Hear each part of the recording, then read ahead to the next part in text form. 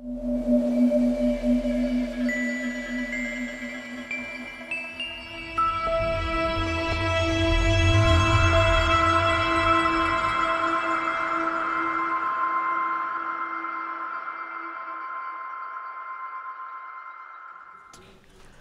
bonjour à toutes et à tous. Donc, je suis Sylvie Benzoni, la directrice de cet institut. Je suis très heureuse de vous accueillir pour cet après-midi de théorie des nombres, l'un des grands domaines des mathématiques. Donc, c'est un cycle, si on peut dire, de 2 conférences qui s'inscrit dans le cadre d'un trimestre, d'un programme thématique qui a lieu en ce moment à l'IHP sur certains aspects de la théorie des nombres, qui est co-organisé par 3 personnes, donc 2 présentes, et puis Emmanuel Père qui fera le 2e exposé.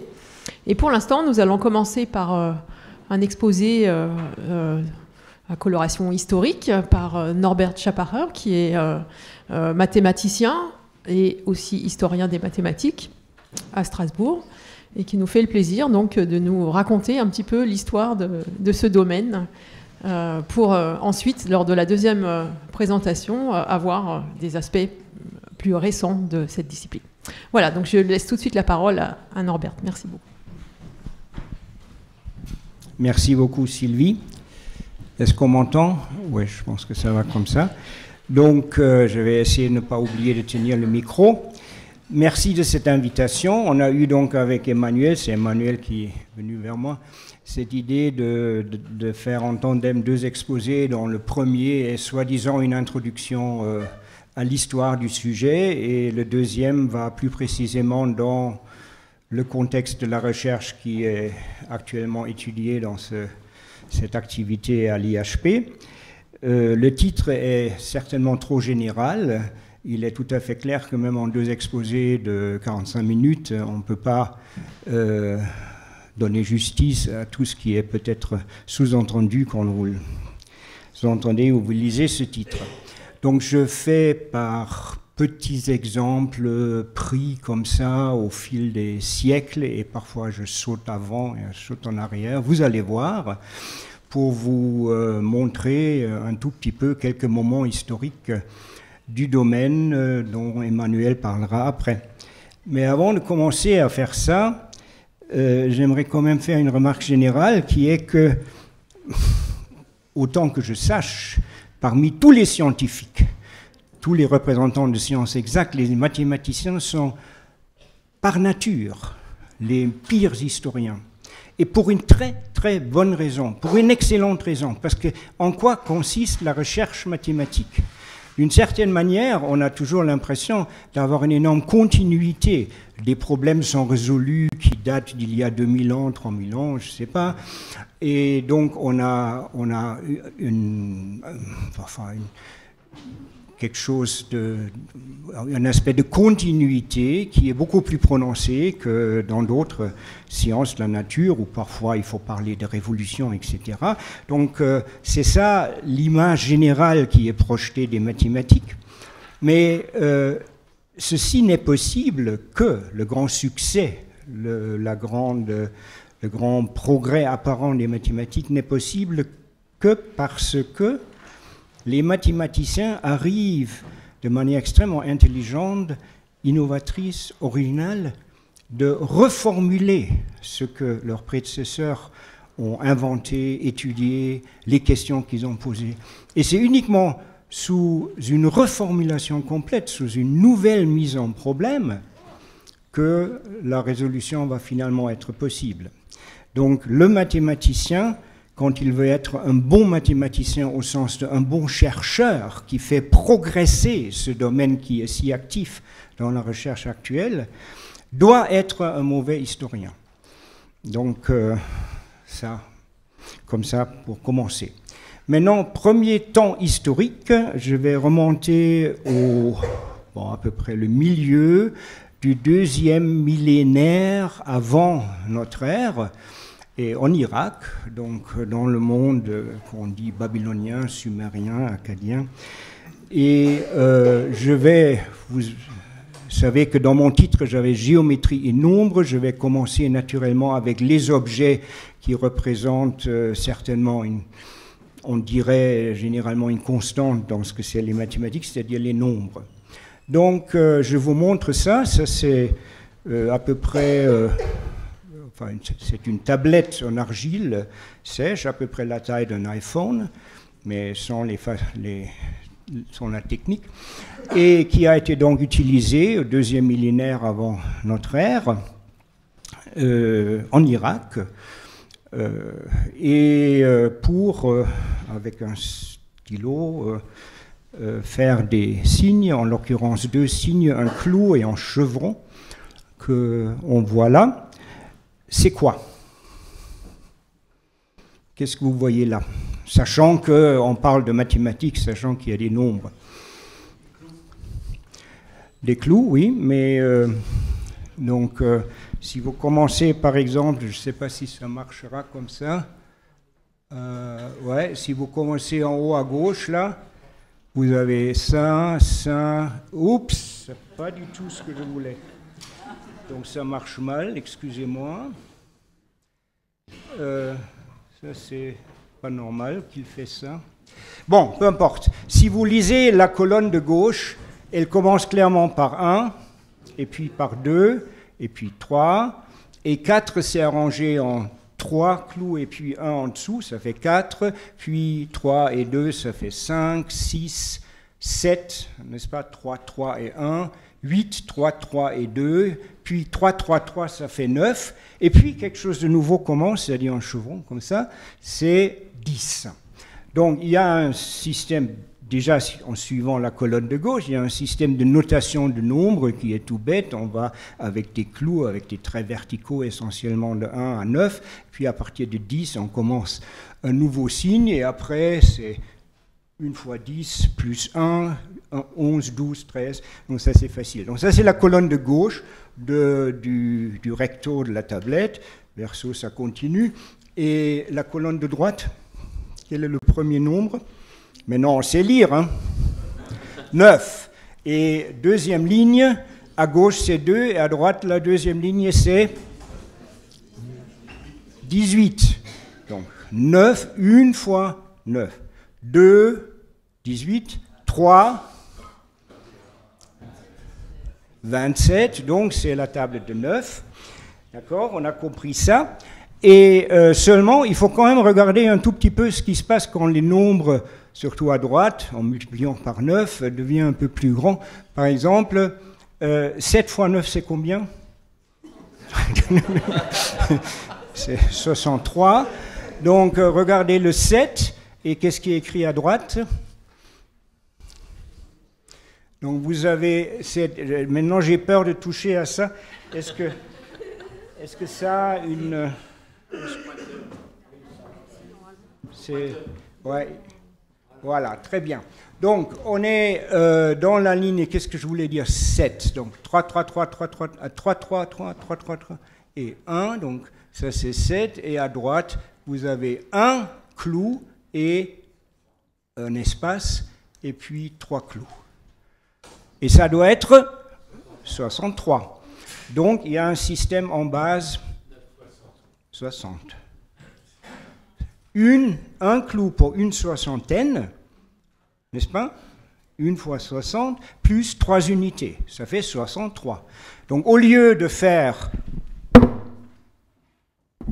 ça, c'est-à-dire une écriture en base 10 uniquement, qui est un peu sous-jacente, comme on l'a vu dans la première colonne, ils ont essentiellement un système hexagésimal en base 60. C'est-à-dire, on passe à, comme nous, on écrit 10 avec 1, 0, voulant dire une dizaine plus 0 unité.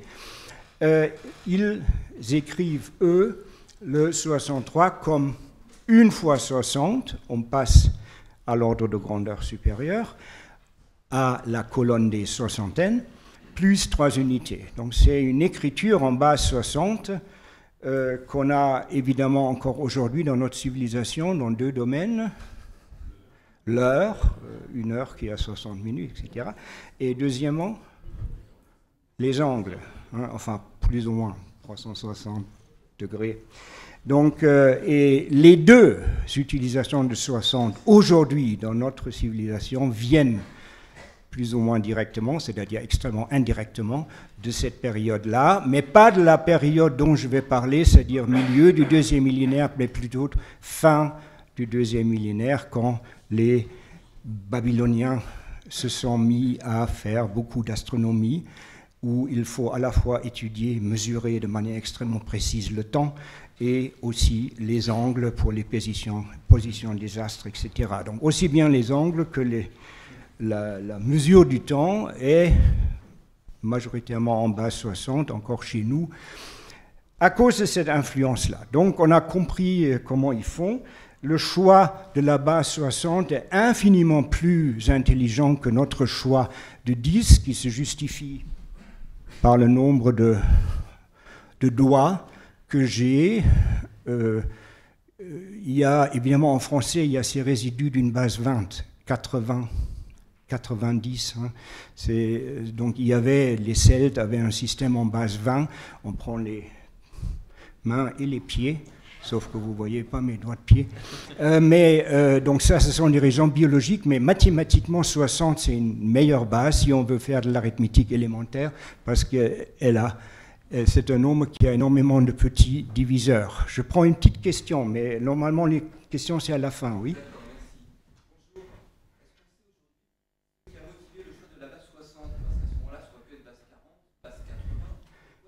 Je viens de le... C'est écrit au tableau, là. Non. Parmi les petits, relativement petits nombres, c'est celui avec le plus grand nombre de diviseurs. On ne peut pas faire mieux si on reste dans les nombres. Évidemment, si on peut rajouter... Vous n'avez ni dans 10 ni dans 60, vous n'avez le diviseur 7. Donc vous pouvez prendre 7 fois 60. Ce serait meilleur du point de vue des diviseurs, mais c'est quand même un nombre très grand. Voilà, ok? Donc maintenant, ça c'était juste sur l'introduction, parce que maintenant vous savez lire les nombres, et donc vous comprenez tout ce qui est sur cette tablette-là. Cette tablette-là, elle est célèbre, et d'ailleurs, la raison pour laquelle j'en parle, c'est qu'on a commencé à discuter de notre double exposé avec Emmanuel en parlant de cette tablette Plimpton 322. Plimpton, c'est donc le nom du collectionneur qui a acheté ceci aux États-Unis.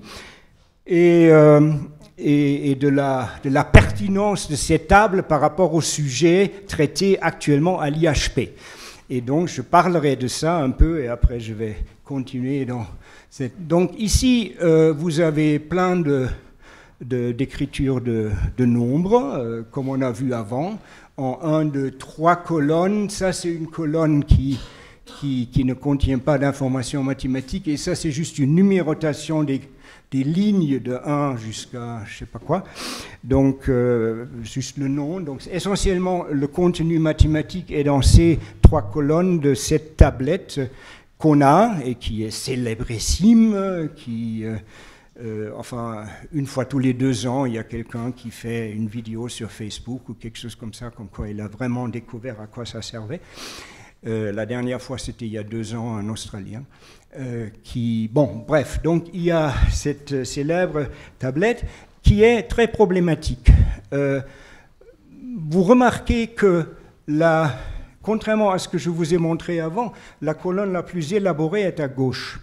Or, on sait qu'en règle générale, évidemment, on ne sait jamais si peut-être ici il y avait une circonstance particulière, mais en règle générale, les scribes écrivent colonne de gauche vers la droite.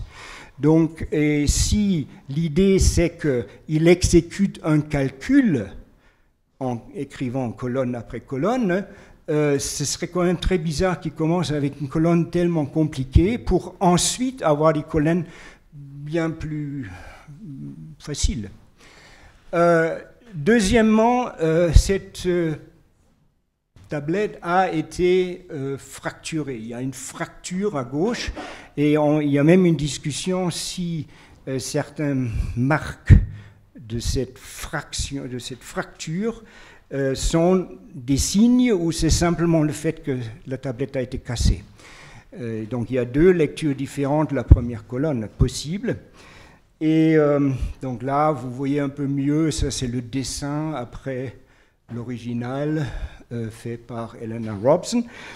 Et donc, s'il est vrai qu'originalement cette tablette était beaucoup plus longue vers la gauche, on peut hypothétiser quelles étaient les colonnes écrites à gauche qui donnaient, par un calcul quelconque, finalement ces valeurs de la colonne la plus riche et compliquée dans la tablette. Donc, il y a, en dehors des écritures numériques, il y a en haut aussi des titres qu'on peut plus ou moins traduire sans que nécessairement cela nous éclaire sur le résultat. Mais même avant de faire ça, il est évidemment un bon exercice de déchiffrer, de retraduire les nombres en quelque chose que nous comprenons et de calculer. Et donc, il s'avère que on a, dans la partie qui nous reste de cette tablette, et essentiellement dans ces 3 colonnes-là, ce que nous, aujourd'hui, dans notre civilisation, appelons les triplets pythagoriciens. Pourquoi Pythagore? Parce que c'est A2 plus B2 égale à C2, ou plutôt dans cette réécriture de la tablette, L au carré plus B au carré égale à D au carré. Et donc, voilà, il est incontestable que ces nombres, en sachant qu'ici à gauche, on n'a pas simplement écrit le L ou le L au carré, mais le carré de B divisé par L ou de D divisé par L, selon qu'on regarde les signes tout à fait à gauche comme des vrais clous qui marquent une soixantaine, ou bien, enfin une place dans la notation hexagésimale, ou bien on pense que ce sont simplement les marques de la cassure de la tablette. Donc il y a 2 lectures, et une fois ça donne D au carré divisé par L au carré, l'autre fois ça donne B2 sur L2. Si vous voulez la traduction en nos chiffres à nous, écriture décimale, ça donne ça, et vous pouvez, si vous voulez, vous avez tous vos iPhones avec vous, vérifier que 169 au carré plus 119 au carré, pardon, que 119 au carré plus 120 qui a été gentiment rajouté à droite au carré est le carré de 169, etc. Donc ça donne des triplets pythagoriciens. Pourquoi nous les appelons triplets pythagoriciens? Parce que ça nous rappelle un triangle rectangle, n'est-ce pas? Voilà, rectangle. De côté, bon, alors ici, donc dans la notation de la tablette, de la transcription de la tablette, ça serait D, ça serait L, et ça serait B, et selon le théorème de Pythagore, D au carré, c'est L au carré plus B au carré. Très bien. On peut donc conclure, n'est-ce pas, que les Babyloniens connaissaient le théorème de Pythagore. Cet énoncé n'est pas faux, il n'a pas de sens. Il n'a pas de sens parce que la notion du théorème n'existe pas dans cette civilisation-là. Pour 2 raisons. Premièrement, un théorème dans notre civilisation, dans nos mathématiques, c'est un énoncé général. Chaque fois que vous vous donnez un triangle rectangle avec côté ABC, vous avez, etc. Donc c'est un énoncé général. Ce type d'énoncés généraux n'existe pas dans la science mésopotamienne, en particulier pas dans les mathématiques. Ils ont un concept de généralité qui se traduit complètement différemment en faisant des longues tables de cas aussi exhaustifs que possible s'il y a différents exemples à couvrir. Donc déjà, énoncé d'un théorème manque complètement dans cette civilisation.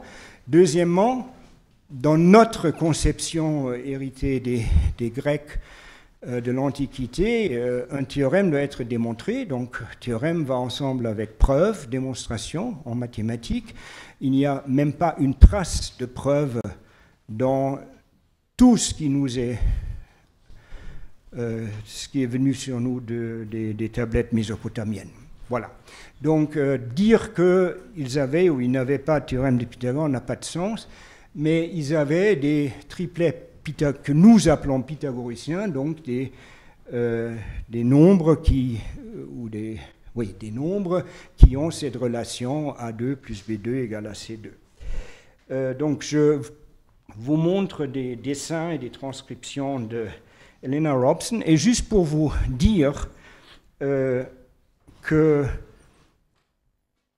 l'ouverture qu'on a d'interprétation et aussi le challenge que ça représente, le défi que ça représente de donner un sens à une tablette comme ça, voilà une interprétation proposée, pas forcément défendue à mort, mais proposée pour ouvrir un peu notre esprit.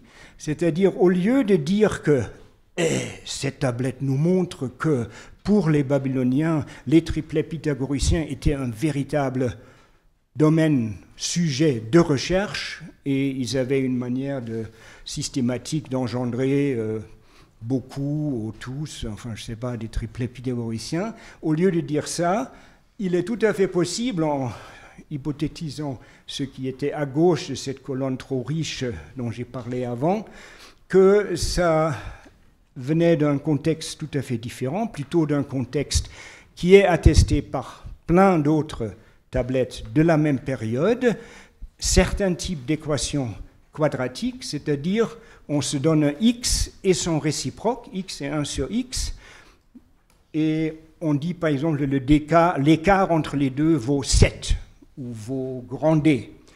Et à ce moment-là, vous multipliez ça par x, ça vous donne une équation quadratique. Comment vous résolvez cette équation quadratique? Eh bien, on complète le carré, x moins d sur 2 au carré, ça donne le même début, x2 plus dx, ça donne aussi le terme d sur 2 au carré, qu'on répète à droite. Et donc, comme ça, vous voyez, en retraduisant, en sachant que d est x plus 1 sur x, exactement les deux grandeurs qui sont en tête de la colonne 3 et de la colonne 4 de la reconstitution de Plimpton vers la gauche. Et donc, ça donne effectivement des triplets pythagoriciens. Ça explique en particulier pourquoi, après cette horrible colonne du milieu, il y a après des colonnes avec des formules, avec des nombres beaucoup plus faciles, parce que l'idée, c'est que en partant de cela, pour différentes valeurs de x et réciproques de x, le script s'est mis à multiplier par certains termes, donc ça changera le 1 en L, le 1 au carré en L au carré, et comme ça, en multipliant tous les termes de cette égalité par L au carré, il est possible de simplifier les représentations en base 60 de ce carré-là et de ce carré-là, c'est-à-dire de ce qui est dans la colonne 3 et 4, et le résultat simplifié sera donc dans la colonne short side et diagonale. Donc ça c'est... Qu'est-ce qu'on fait là? On donne un contexte plausible à partir d'exemples attestés de problèmes que les gens de l'époque ont effectivement résolus, traités sur des tablettes, et comme ça, on plonge le fragment de tablette qu'on a dans ce contexte en expliquant beaucoup de choses. Ça va même plus loin, je ne vais pas rentrer dans les détails. Le scribe qui a composé cette tablette Plimpton 322, il a fait un certain nombre d'erreurs. La plupart des erreurs sont des simples erreurs de copiage comme ça, mais il y a aussi des erreurs en prénom trivial qu'il faut expliquer par la procédure qu'il a suivie, et ça, c'est une explication qui le fait. Voilà. Donc, je passe à un autre moment de l'histoire. Je quitte l'Irak, je prends un long vol dans le temps et dans l'espace et j'atterris en Italie du Sud au XIIe siècle. Donc, Fibonacci, Leonardo Pisano. Ça, c'était donc la période quand l'Italie du Sud régnait l'Europe. C'était, de manière, du point de vue de culture, science, etc., la région la plus riche, avec notamment l'empereur Frédéric II, à l'époque à la cour duquel Fibonacci a présenté et discuté, présenté ces choses et discuté des questions qui lui ont été posées. Et donc, un des résultats de ces discussions, c'est ce livre sur les carrés, Liber Quadratorum, où dont vous voyez un manuscrit, début. Donc, si vous lisez le latin, vous pouvez lire à droite le texte latin. Sinon, je vous résume seulement que dans ce livre-là, ce que Fibonacci fait, c'est qu'il part d'un problème qui lui a été mentionné à la cour de Frédéric II par Jean de Palerme, un Sicilien. Et le problème, c'est trouver un nombre carré qui, si l'on y ajoute ou en déduit 5, chaque fois on obtient un carré. Donc c'est écrit en formule de notre manière à nous. Donc vous avez un carré z au carré. Si vous rajoutez k, ça donne un carré x2. Si vous déduisez k, ça donne un autre carré y2. Voilà. Et Fibonacci appelle ces nombres-là congruents. Ce sont des nombres congruents. Congruum, il dit en latin. C'est le mot qu'il choisit. Et depuis, dans la plupart des histoires des mathématiques, ces nombres sont appelés, ces nombres K qui ont cette propriété-là, sont des nombres congruents. Étudions un peu ce que cela veut dire, parce que ça nous donne un autre contexte qui arrive comme ça par la question posée par quelqu'un de Palerme, un contexte qui donne de nouveau substantiellement des triplets pythagoriciens. Vous prenez les deux équations, z2 plus k égale à x2, z2 moins k égale à y2, vous faites leur somme, ça vous donne à droite x2 plus y2 égale à 2 z2, vous prenez la différence, première équation moins la deuxième, ça donne 2k égale à x moins y que multiplie x plus y. Alors maintenant, vous faites un petit calcul, mettons ensemble les deux équations, et vous voyez que ce que vous avez, c'est effectivement un triangle rectangle, de nouveau, dont l'aire est précisément le nombre congruent dont Fibonacci parlait. Pourquoi? Quelle est l'aire d'un triangle rectangle? Évidemment, vous avez B, et donc maintenant c'est A, B et C. Donc, si vous aviez tout le rectangle, ça sera A fois B, mais le triangle est exactement la moitié de ce rectangle, donc l'aire est AB divisé par 2, et selon les calculs que j'ai explicités là à gauche, ça donne précisément K. Donc, les nombres congruents introduits par définition au XIIe siècle sous ce nom par Fibonacci ne sont autres que les aires de triangles rectangles en nombre, c'est-à-dire dont les côtés sont des nombres. Qu'est-ce que c'est qu'un nombre? Dans le contexte dans lequel je suis historiquement là, et aussi dans le contexte sur lequel je vais revenir dans quelques instants, nombre veut dire nombre rationnel, c'est-à-dire A sur B, A et B entiers, 5 tiers, 7 neuvièmes, etc. Ou bien un entier avec dénominateur 1, c'est aussi un rationnel. Donc, si vous avez un triangle rectangle en nombre, les côtés sont des nombres rationnels, vous vous demandez quelles sont les aires de ces triangles rectangles. Bon, maintenant, il est temps de donner des exemples.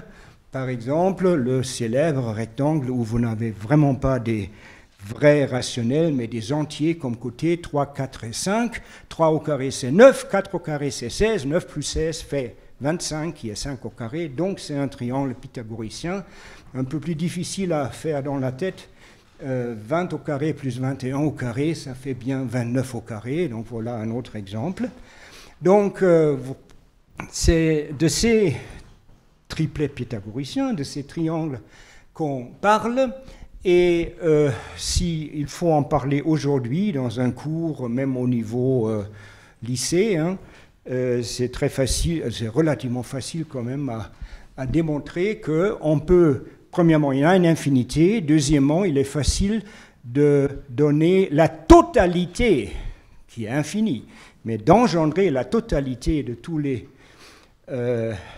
triangles, rectangles en se bornant d'abord à la condition que les côtés que j'ai écrits grand A, grand B, grand C en haut sont des entiers, premiers entre eux, B pair, par deux paramètres alpha et bêta, exactement comme c'est écrit là-haut. C'est une simple vérification, vous pouvez tous le faire en quelques minutes, que C, A égale alpha 2 moins bêta 2, B égale 2 alpha bêta, et C égale alpha 2 plus bêta 2 est effectivement un triplet pythagoricien, A2 plus B2 égale à C2, et le PGCD de ABC est 1, il n'y a pas de diviseur commun au 3, et inversement, on peut démontrer qu'il y en a tout. Comment est-ce qu'on démontre ça aujourd'hui? Maintenant, le premier moment, je ne suis plus dans l'histoire, je suis plus ou moins aujourd'hui, premier moment où je touche au sujet de recherche qui est actuellement mené, mais à un aspect extrêmement élémentaire de ça, ici à l'IHP. La meilleure manière de voir qu'on attrape vraiment tous les triangles rectangles de cette manière-là, c'est de revenir à la géométrie, géométrie du cercle, mais cercle donné par l'équation x2 plus y2 égale à 1. Le cercle de rayon 1. Et chaque fois que vous avez un ABC qui est un triplet pythagoricien comme là-haut, vous divisez A et B par C et vous voyez que le carré de ça plus le carré de ça donne 1. Donc ça vous donne un point XY sur le cercle unité. Et la correspondance est biunivoque. Donc il s'agit de paramétrer tous les points à coordonnées x et y rationnelles, parce que vous avez divisé par un entier, donc c'est une fraction d'entier, sur le cercle. Et vous le faites en balayant tous les points rationnels par un faisceau de droite qui passe par l'un d'entre eux, un point rationnel, par exemple moins 1, 0, celui où toutes les droites se rencontrent, et puis c'est la pente de la droite qui déterminera l'autre point d'intersection de la droite avec le cercle, et cette pente n'est autre chose, n'est que l'expression géométrique du couple alpha-bêta de paramètres que j'ai à gauche. Donc voilà une manière géométrique, en regardant les points rationnels sur une certaine courbe extrêmement facile et classique, le cercle, qui permet de montrer que effectivement cette énumération de certains triplets pythagoriciens attrape tous les triplets pythagoriciens. Quelques exemples quand même, pour ne pas devenir trop fier de ce qu'on a fait jusqu'ici. Bon, au début, c'est facile. Donc, par exemple, k égale à 6, c'était ce triangle que j'avais déjà vérifié, puis l'autre donne k égale à 220. En fait, k égale à 6 n'est pas le plus petit nombre congruent. Le plus petit nombre congruent, c'est 6. Mais pour le réaliser en tant que R d'un triangle rectangle, il faut des côtés qui ne sont plus entiers, mais des rationnels. 3 sur 2, 20 tiers et 41 sixièmes. Et ça donne, vous pouvez le vérifier, c'est un triplet pythagoricien, ça donne l'air 5. Bon, jusque-là, ça a l'air tout à fait facile, etc. Et puis, on constate un jour qu'il y a un nombre finalement pas très grand, k égale à 157. 157, ce n'est pas un nombre énorme. Hein. Pour vérifier que lui, il est l'aire, effectivement, d'un triangle rectangle, avec des côtés rationnels, voilà les plus petits nombres rationnels qui ont cet aire. Vous voyez, enfin, l'hypoténuse, ça c'est le numérateur et en bas le dénominateur de l'hypoténuse. Ok, donc c'est un problème qui est beaucoup plus exigeant que le simple jeu avec des petits nombres. Donc, bonne nouvelle, mauvaise nouvelle. La bonne nouvelle, c'est qu'on a une manière d'énumérer tous les triplets pythagoriciens. Mauvaise nouvelle, et j'ai indiqué avec la flèche bleue ceux dont j'ai parlé avant. Et donc chaque fois que vous avez un tel triangle en nombre entier, vous calculez son R, et son R en général contiendra des facteurs carrés que vous enlevez, donc en divisant tous les côtés de votre triangle par un tel facteur qui entre dans grand K au carré, et vous obtenez finalement le nombre petit k congruent sans facteur carré entier. Donc là, le plus petit 5 est obtenu à cet endroit-là. J'en ai parlé, et puis il est tout à fait clair qu'il faut attendre trop longtemps pour avoir 157 sortir dans la dernière colonne, comme on a vu par l'exemple précédent. Donc, on a une énumération, on a une manière d'engendrer tout, mais aucun critère.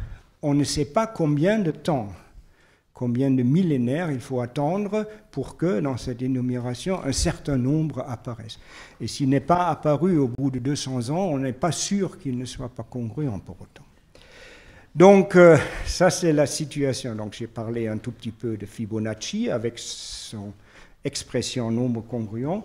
Deuxièmement, j'ai donné un peu des premières réflexions présentées comme nous les présentons aujourd'hui. Et maintenant, je fais un rebond en arrière, 4e siècle de notre ère, en Grèce, plus précisément en Alexandrie, Diophante. Diophante, dont se dérivent les expressions problème diophancien, géométrie diophancienne, etc., etc. Il a compilé, il a rédigé un traité d'arithmétique dont il dit au début qu'il comporte 13 livres, donc 13 chapitres si vous voulez, mais de ces 13, on n'a que 10 aujourd'hui, je vais vous montrer après. Mais si on commence à lire, donc, par exemple, le 3e livre de Diophante, des arithmétiques de Diophante, il y a une cascade absolument impressionnante d'exercices qui portent chaque fois sur une certaine décomposition de nombres, moyennant des carrés, etc. Et je vous donne le dernier, c'était probablement à l'époque de la composition le dernier de ces problèmes, du livre 3, aujourd'hui dans d'autres manuscrits, il y en a d'autres, mais c'était probablement ça le point culminant de l'affaire. C'est le 19e problème du livre 3 qui demande trouver 4 nombres. Donc, chez Diophante, comme chez Fibonacci, nombre, c'est nombre rationnel, on va le voir tout de suite. Trouver 4 nombres tels que le carré de la somme des 4, plus ou moins chacun des 4 soit un carré. Ah, ça c'est demandé beaucoup. Hein. Avant, Fibonacci, il a demandé un carré et un nombre k, on rajoute, on déduit chaque fois que ça donne un carré. Donc ça faisait un carré donné et 2 nouveaux. Maintenant, on a 4 nombres dont on prend la somme et puis on enlève 1, 2, 3, 4. Et dans les 4 cas, chaque fois, il y a un carré qui sort. Donc voilà.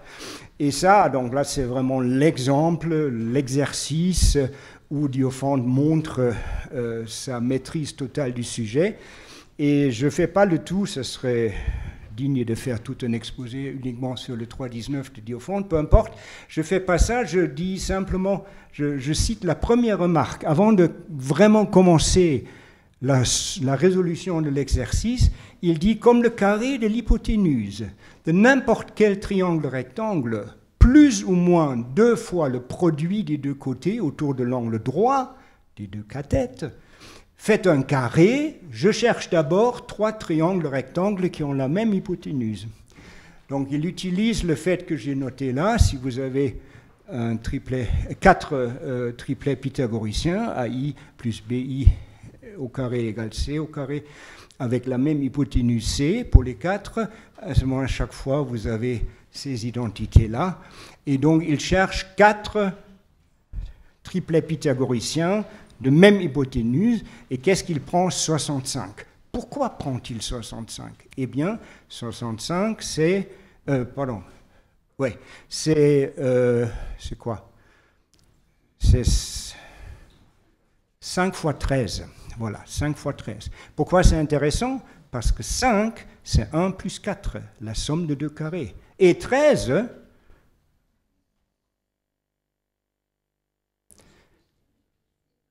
Exactement. Donc ça marche. C'est 9 plus 4, et donc vous avez le produit de deux nombres dont chaque facteur peut se représenter comme somme de deux carrés. Ça donne suffisamment de combinaisons et ça lui permet d'écrire les 4. Après, il joue avec ça. C'est pas encore gagné, je vous épargne les détails, et voilà la solution qu'il trouve à la fin. Voilà 4 nombres, pas si faciles, hein, c'est Diophante. Hein. 4 nombres rationnels qui ont cette propriété. Si l'on les additionne et on lève un de ça, chaque fois ça donne un carré, ou on rajoute chaque fois ça donne un carré. Donc Diophante, on ne sait rien de lui, on a comme personne, et même sa datation n'est pas très facile. Il a laissé 2 traités sur les nombres polygonaux, peu importe, et les arithmétiques dont je viens de parler. Et dans les nombres polygonaux, il cite Hypséclès qu'on sait à peu près dater, donc ça donne une borne inférieure pour sa vie. Et puis, il est cité par Théon d'Alexandrie, et Théon d'Alexandrie, célèbre mathématicien, astronome et philosophe, on peut le dater à cause de sa fille Hypatie, la seule grande savante de l'Antiquité, femme, qui, elle, a été assassinée, on ne sait pas à quel âge, de manière atroce, par les bandes de chrétiens dans les rues d'Alexandrie, parce qu'elle représentait la philosophie néoplaticienne et donc pas chrétienne.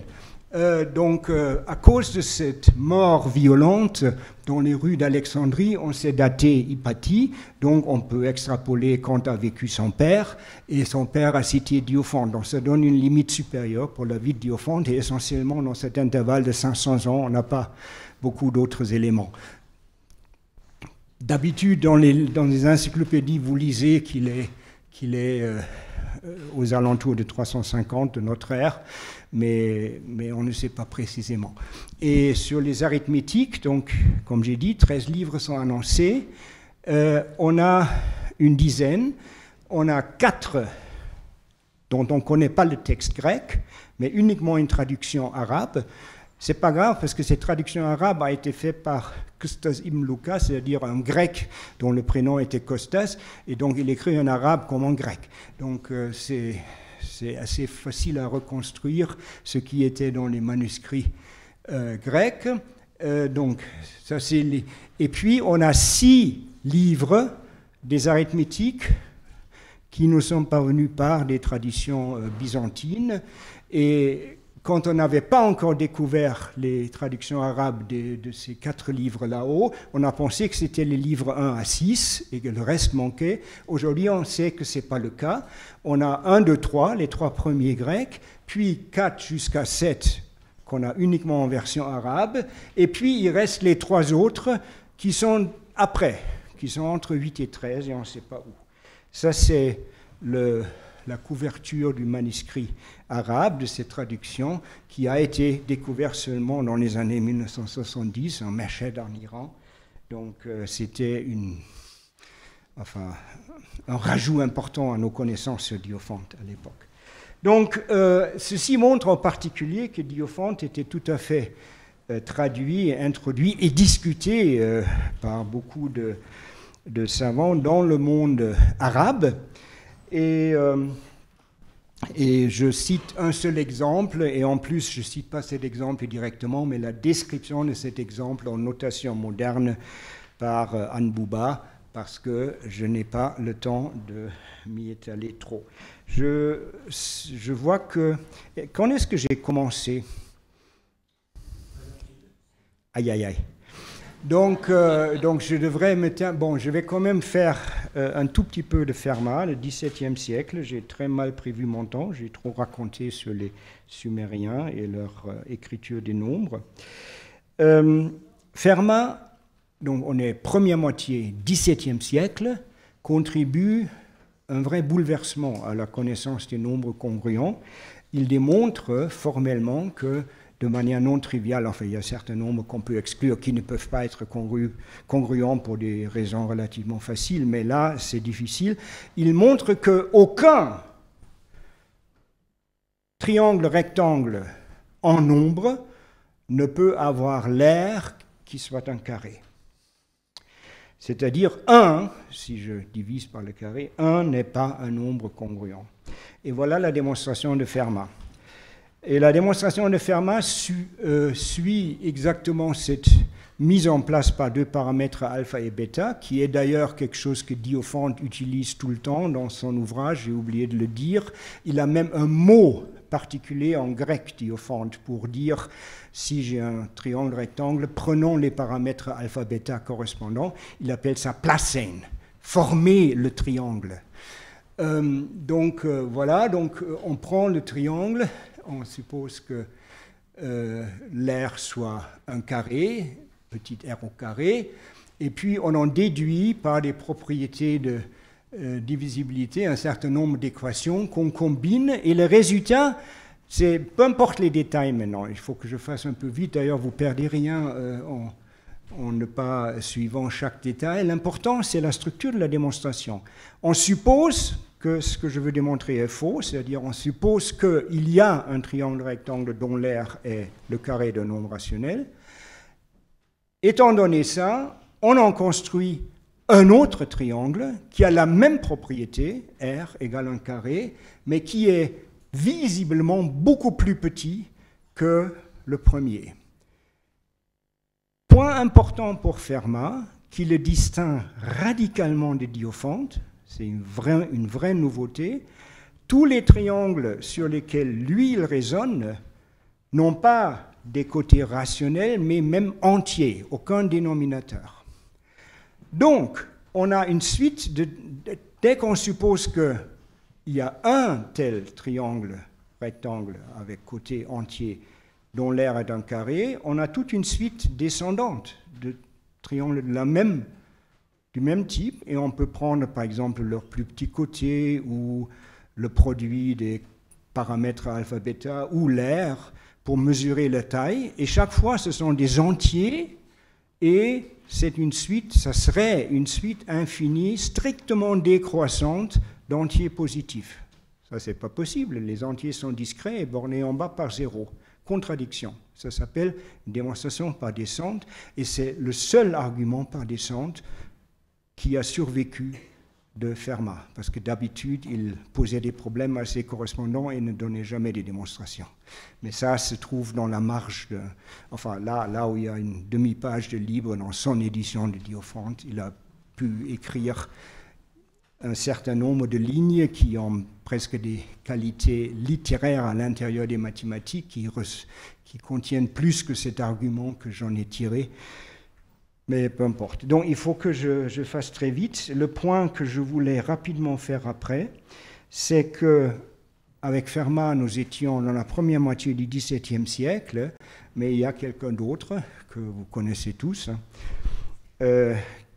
Descartes, qui a marqué de beaucoup de manières différentes, mais en particulier aussi les mathématiques, dans la première moitié du XVIIe siècle, et notamment par son traité sur la géométrie, où il fait quoi?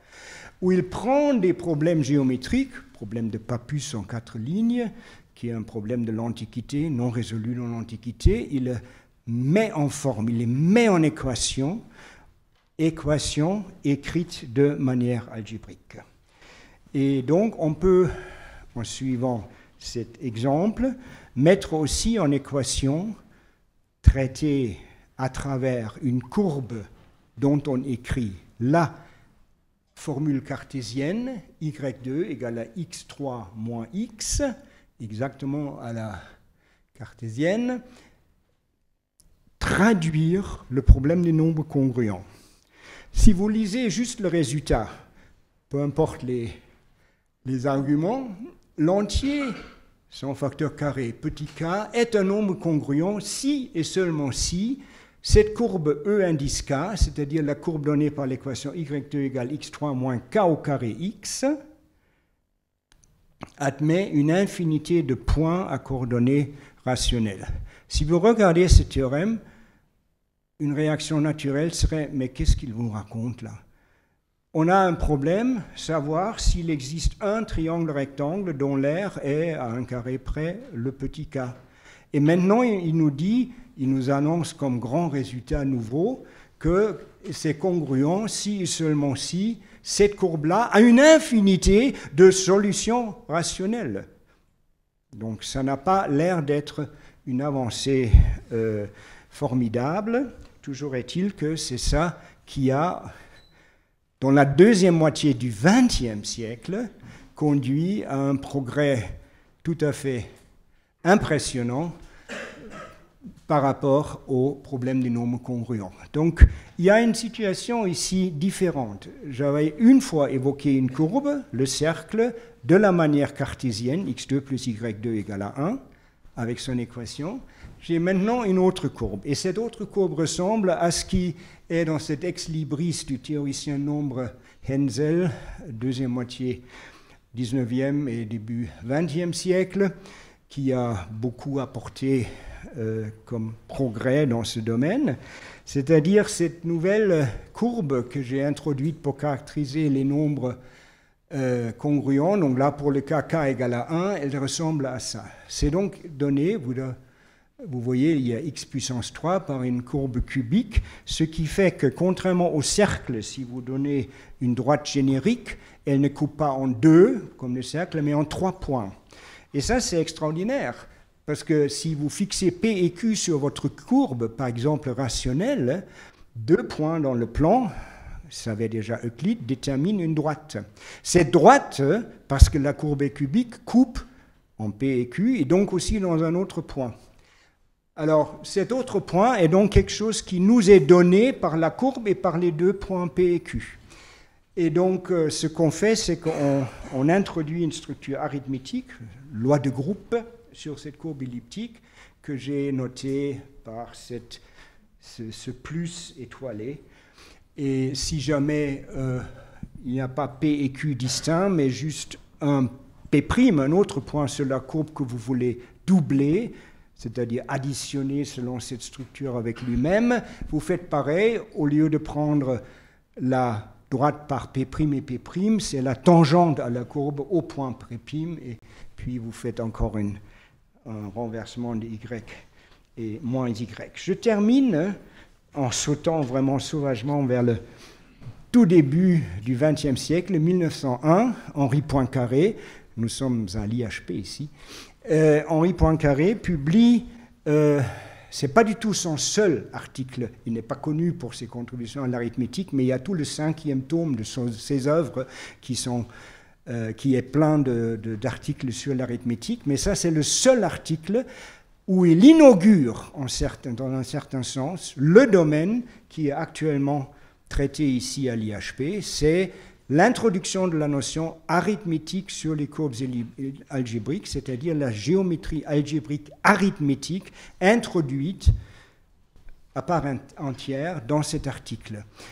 Très mal introduite. Il fait des erreurs absolument époustouflantes en développant, mais il a justifié, si vous lisez là au milieu de l'introduction, il dit, bon, c'est pas vraiment un article tout à fait travaillé, c'est un projet d'étude, un programme d'étude plutôt qu'autre chose, et ce programme d'étude a été suivi, et dans le deuxième, maintenant je termine brutalement, dans le deuxième exposé, vous entendrez quelques éléments qui résultent de ce programme de recherche initié en 1901 pour le XXe siècle à venir de Poincaré, et qui part vraiment de cette différence entre les courbes de genre zéro comme le cercle d'une part, les courbes comme les courbes cubiques que j'avais là, les courbes elliptiques de l'autre, leur différence et ce qu'on peut en tirer en vue de l'étude des points rationnels sur ces courbes. Merci beaucoup.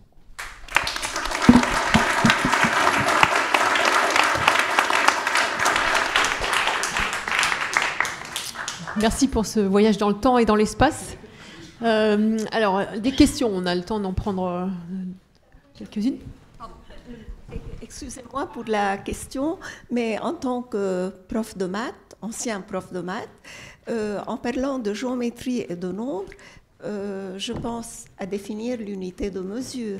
Par exemple, aujourd'hui, le système international de mesure, c'est le mètre, etc., les centimètres pour les élèves.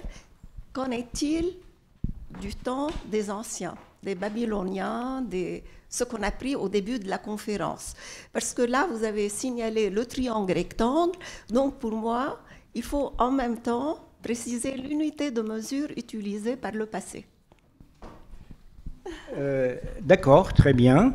Ça, c'est un point difficile en ce qui concerne les Babyloniens, parce qu'ils avaient pas une unité, mais tout un système de mesure pour les volumes, selon que c'était des grains ou d'autres substances, des liquides, etc. Donc, il y a et quand vous regardez les problèmes appliqués à des données concrètes, enfin soit des surfaces, des volumes de silos de grains ou d'autres problèmes appliqués, la moitié d'habitude des algorithmes qui sont développés, la moitié des étapes que celui qui veut résoudre ce problème numérique doit faire, c'est conversion entre différentes unités de mesure. C'est l'horreur. Hein. C'est vraiment, chez les Babyloniens, c'est très compliqué. Bon, enfin, c'est une civilisation qui a mis ça en place, et quand on était à l'école, à l'université, à l'école des scribes, les Douba, au Babylone, à ce moment-là, il fallait apprendre toutes ces unités de mesure et savoir comment les convertir l'une dans l'autre. Et c'était vraiment compliqué. C'est pour ça que j'ai préféré... De toute façon, ma tâche était préparer l'exposé des manuels sur les points rationnels, sur les courbes, donc aucune application physique en vue, donc j'ai complètement passé sous silence.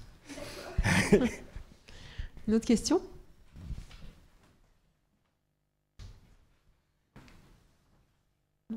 Vous êtes impatient d'écouter la suite alors? Bon, bah, on va enchaîner sur la suite. Merci encore peut-être.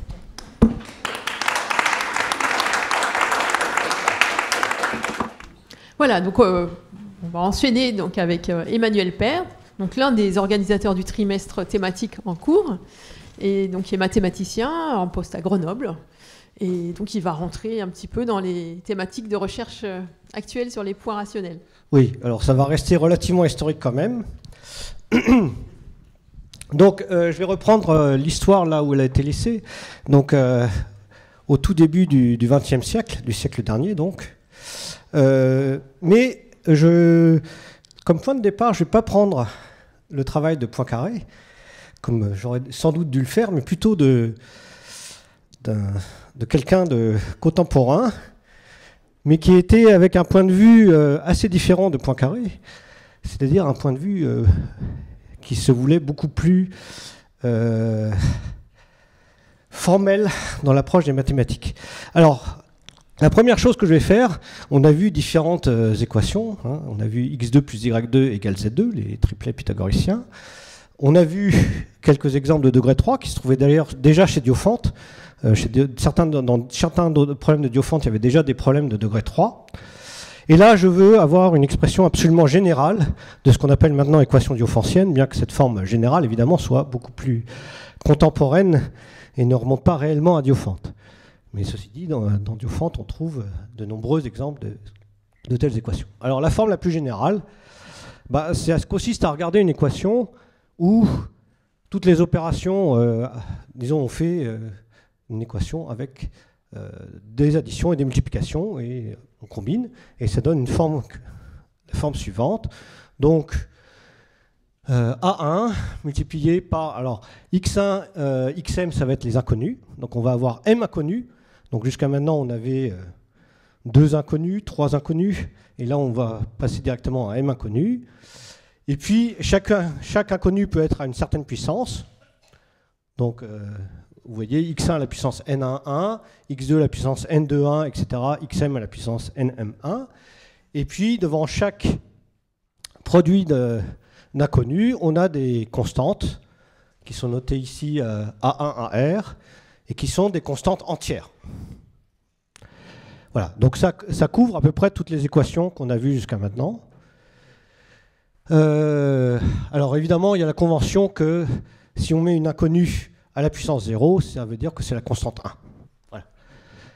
Ok, et donc, une fois qu'on a cette formulation générale de ce qu'est une équation diophantienne, je peux parler du problème de Hilbert. Alors l'objectif de Hilbert, donc c'était lors du Congrès international des mathématiciens qui s'est tenu à Paris en 1900, et Hilbert a fait un exposé extrêmement célèbre où il énonçait un certain nombre de problèmes qu'il jugeait essentiels et qu'il estimait être les problèmes qui devaient être étudiés pendant le XXe siècle. Et parmi ces problèmes, il y a le 10e problème de Hilbert. Alors, tout de suite, je devrais dire, comme Norbert l'a dit, souvent les mathématiciens sont de mauvais historiens, et donc je suis plus mathématicien qu'historien, donc parfois je simplifierai un petit peu les aspects historiques. Donc en particulier, il y a deux versions des problèmes de Hilbert, donc bon, voilà, j'en ai choisi une. Donc si vous lisez l'allemand, j'ai écrit le 10e de problème de Hilbert en allemand, il y a la traduction en dessous, qui est écrite de façon un petit peu moderne. Donc, étant donné une équation diophantienne avec un nombre arbitraire de variables, donc comme tout à l'heure j'avais m variables, donc un nombre arbitraire de variables, et un coefficient entier, trouver un algorithme. Alors, algorithme, évidemment, c'est le terme moderne pour ça. Hilbert décrit plutôt ça sous le nom de procédé. Donc, trouver un algorithme pour déterminer en un nombre fini d'étapes si l'équation donnée a des solutions entières ou pas. Voilà. Donc, autrement dit, c'est exactement ce qu'on a vu précédemment. On se donne une équation. Existe-t-il des solutions ou pas? Alors, pour insister un petit peu sur la difficulté de ce problème, ça mérite que j'explique un tout petit peu. Donc, qu'est-ce qu'on peut tester facilement avec un algorithme?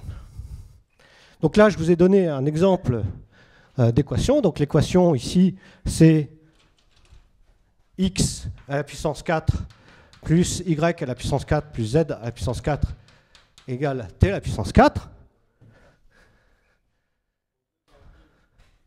Pardon, excusez-moi. Ah, j'ai écrit dans l'ombre. Oui, alors je vais réécrire en dessous. Je ne suis pas sûr que ça soit vraiment dans la lumière, mais... Voilà, donc la somme de 3 puissance 4e est égale à une puissance 4e. Bon, alors il se trouve que ça, en fait, cette équation, elle ne vient pas de nulle part. C'est en fait, vous connaissez, je pense tous, le théorème de Fermat, qui dit que si on regarde l'équation x à la puissance n plus y puissance n égale z puissance n avec n supérieur ou égal à 3, il n'y a pas de solution où les coordonnées sont strictement positives. Bien. Et donc Euler, inspiré par le problème de Fermat, avait fait une conjecture disant que quand on regarde cette équation x puissance 4 plus y puissance 4 plus z puissance 4 égale t puissance 4, il n'y a pas de solution non triviale, c'est-à-dire avec des x, y, z et t strictement positifs et entiers. Bon, malheur, c'est qu'en fait, il y a effectivement des solutions à cette équation, et telles que celles que j'ai écrites. Alors évidemment, c'est très facile, une fois que je vous montre la solution, vous pouvez vérifier en un clin d'œil sur une calculatrice ou sur votre téléphone portable que c'est vraiment une solution de l'équation. Par contre, trouver cette solution, cette solution particulière-là, elle est due à Elkis, c'est déjà moins facile. Pourquoi? Bon, l'idée, évidemment, d'un point de vue théorique, vous pouvez vérifier sur un ordinateur, du moment où vous pouvez tester si une famille d'entiers est bien solution, bah, vous pouvez dire, bon, bah, ça fait rien, je vais regarder tous les entiers possibles, et puis jusqu'au moment où je trouve une solution. Donc, autrement dit, si je borne la taille de mes entiers, je peux vérifier, au moins théoriquement, si je trouve une solution ou pas, avec une taille plus petite que A. Le problème, c'est qu'évidemment, cet algorithme-là, ça te prend de plus en plus de temps quand la borne que je fixe sur mes entiers grandit, et donc c'est pour ça que ça devient de plus en plus difficile. Comme tout à l'heure, l'exemple qu'on a vu pour voir, l'exemple de Donzaguet, pour voir que 157, c'est bien ça, est congruent. La taille des entiers qu'il faut pour ça veut dire que si on utilise une méthode naïve, il y a peu de chances qu'on l'obtienne, qu'on réussisse à trouver la solution, même avec les ordinateurs actuels. Et de toute façon, vous voyez là, ce que je peux vérifier théoriquement sur un ordinateur, c'est est-ce qu'il y a une solution de taille plus petite qu'une certaine borne que je me suis fixée. Par contre, si ma question c'est est-ce qu'une équation donnée a une solution ou pas, bah là, je peux laisser tourner mon ordinateur pendant 7 ans. Si au bout de 7 ans, l'ordinateur n'a pas trouvé de solution, je ne sais pas si ça veut dire qu'il n'y a pas de solution du tout, ou simplement que la solution est de taille encore plus grande. Bon, et à un moment ou à un autre, il y a peut-être des utilisations plus intéressantes de mon ordinateur. Bref, donc, ça veut dire qu'on a besoin de méthodes pour prouver qu'une équation donnée n'a pas de solution. Alors, on va voir que c'est en fait très facile de trouver de telles méthodes. Alors, le premier exemple, il est tout bête. Je regarde l'équation x2 plus y2 plus z2 plus 1 égale 0. Bon, ben si je regarde cette équation, je cherche même une solution, des solutions réelles. Bon, ben, je sais que si je prends un nombre réel au carré, il est positif. Donc si je regarde x2 plus y2 plus z2, ça va être positif. Donc x2 plus y2 plus z2 plus 1, ça va être supérieur ou égal à 1, donc ça ne peut pas être égal à 0. Donc je sais qu'il n'y a pas de solution réelle. S'il n'y a pas de solution réelle, il n'y a pas de solution entière, et il n'y a pas de solution de rationnelle non plus. Donc, de façon très simple, voilà, là, je sais que ce n'est pas la peine de faire tourner mon ordinateur, il n'y aura pas de solution. Ok, donc ça, si vous voulez, c'est ce qu'on appelle une obstruction à l'existence de solutions. On a une obstruction, on sait que par ce critère-là, il n'y aura pas de solution. Et il se trouve que, bon, alors ça, c'est un théorème qui est relativement compliqué. Déterminer si une équation différéntielle a une solution réelle ou pas, ça peut être décidé par un algorithme, au moins théoriquement. Voilà. Mais ça, c'est un théorème assez profond. Bien, alors passons à une autre méthode, une autre obstruction à l'existence d'une solution. Donc je vais regarder une autre équation, qui est l'équation toute simple, x au carré moins 6 fois y au carré plus z au carré égale 0. Alors, cette équation-là, évidemment, vous allez me dire, elle a une solution qui est évidente, c'est la solution 0, 0, 0. Donc là, la question, ça va être plutôt, est-ce qu'il y a une autre solution en dehors de cette solution évidente? Bon, alors pour ça, pour voir que cette équation, en fait, n'a pas d'autre solution en dehors de la solution 0, 0, 0, je vais utiliser ce que vous connaissez peut-être, qui est la preuve par 9. Alors, parmi vous, ceux qui connaissent la preuve par 9, levez la main. Oui, bah, il y a une proportion non négligeable. Voilà. Par contre, je pense que si j'avais un public de lycéens, la proportion serait beaucoup plus faible. Parce que, bon, la preuve par 9, c'est quelque chose que, à mon époque, on apprenait à l'école pour vérifier les calculs de multiplication en particulier, et pour pouvoir tester de façon rapide si il y avait une bonne chance que nos calculs soient corrects ou pas. Bref, donc là, je vous ai donné comme exemple le calcul d'une multiplication que j'ai prise au hasard. Hein. Enfin, voilà. Bon, donc on veut multiplier deux grands nombres. On fait le calcul à la main. Bon, évidemment, ça, c'est là qu'on voit que je suis du cercle dernier. Faire ce calcul-là à la main, ça peut paraître une drôle d'idée. Mais bon, si on le fait à la main, voilà, on obtient un certain nombre et on veut vérifier que le calcul est correct. Donc, ce qu'on fait, c'est de faire la somme des chiffres. On fait la somme des chiffres, bon, donc des deux termes de la multiplication. Donc là, par exemple, pour 7834, je fais 7 plus 8 plus 3 plus 4, je trouve 22. Et je recommence jusqu'au moment où j'ai trouvé un seul chiffre. Donc 22, ça me fait 2 plus 2, et j'obtiens en définitive 4. Je fais pareil pour le deuxième terme, 4937. Donc je trouve d'abord 23, puis 2 plus 3, ça me fait 5. Et enfin, je fais la même chose, la somme des chiffres pour le résultat que j'ai calculé. Donc ça me fait 47, je fais 4 plus 7, ça me fait 11. Je recommence encore une fois, ça fait 1 plus 1, ça fait 2.